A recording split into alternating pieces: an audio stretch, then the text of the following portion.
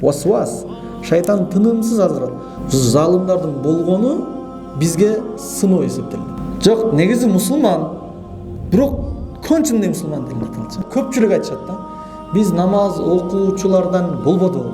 Эң чоң балаул имхал деген. Мисалы кимдир бир залымга Алла Таала башына бир сыноо берсе, имхал берип коет. Жаман ишти кылат, боло берет да. Мунуку проблема, анткени бул оңой албайт да. Барго мага арам нерсе жакпайт экен, кылсак эле бир жерден теш чыгып атат деп атабы, демек Аллах сүйүп атат ошончу. Кимди бирөөгө жагы берет да, ого зор эмес. Анткени ал кыла берет, үйрөнө берет, анан ал кыяматка топтолуп келет. Эми чынында мына суроону берилгенинде өзүнүн түпкүрүк бар да, түбү бар негизичи. Мисалы ой болсо керек эми ар бирибиздечи. Мына палан адам, пустан адам дүйнөдө жок болсо, ушу чектен ашкан бар го, түгөнгө кончун адам бар го, жок болсо. Ушу жашоо кандай болот экен а? Эстетип көрбөйлүбү? Элестетиң. Ушу түгөнгөн адамдар жок дагы жалаң эле мына мечитке келген, Кудайдан корккон, көп нерседе тараза Кудайдын өкүмү менен ыраазы болгон адамдар эле калса, зор болбойбу? Ушундай деген ой келет да, мыналар жок болсо дегенчи. Ошондой болгон туугандар. Ушул ой келбесин болгон. Качан болгон билесиздерби? Нух алейхиссаламдын ордунда болгон, а? Баары сууга чөгүп өлгөн баардыгычы. Ушу ыйман келтирген туруктуу, Кудайдан корккон 80 гана адам калган. Бирок одан кийин дагы ушу начар адамдар чыкты арасынан, чыкты. Неге дегенде шайтан бар да. Васвас. Шайтан тынымсыз азгырат. Ошол эң мыкты деген, эң отличник деген, эң жакшы деген адамдардан чыкты алчы. Жана чөккөндөрдүн арасынан керек болсо Нух пайгамбардын баласы дагы бар эле да. Я бунайя иркам ма'ана деп баягы аталык сезим ойгонуп кет, балам чык биз менен бирге. Вала такун ма'ал кафирин, кафирлар менен болбо десе, ал көкмелик кылган да. Саави ила жабал. Мен о тоого чыгып кетип калам деген да. Тоого таянтат, ясимуну минал ма депчи. Бирок тоосу менен кошулуп чөгүп жок болду. Айтайын деген нерсе, залым адамдарга Алла Таала бул дүйнөдө бир аз убакыт берет. Залымдардын болгону бизге сыноо эсептелет. Анткени жашоо бардыгы эле зор кете берсе, биз ойлогондой болсо, эмне болот? Бул дүйнө сыноо деген нерсе болбой калат да. Иншалла жаннатта зор болот. Жаннатта ушундай баш оорутмалар жок. Эме ла ясмауна фиха лагун вала кизза.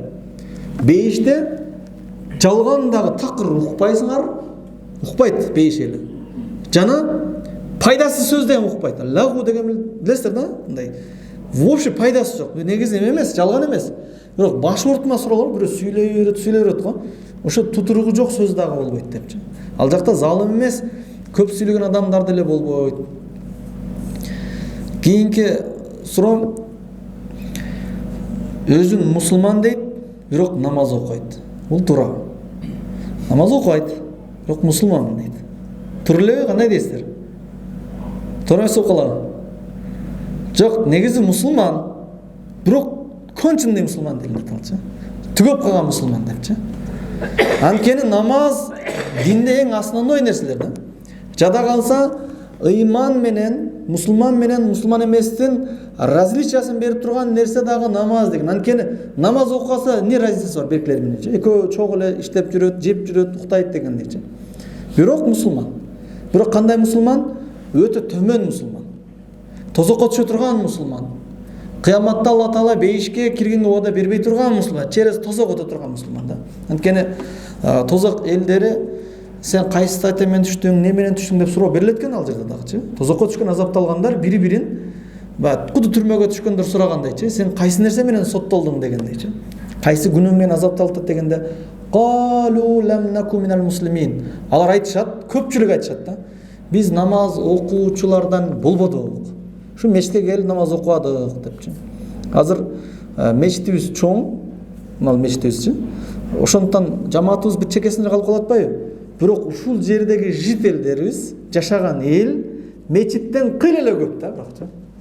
Эгер баары бейишке кирем деп келип алган болсо, биз мына мечитти туура эмес алып алган болобуз, дагы чоң өтүшкө туура келет негизичи.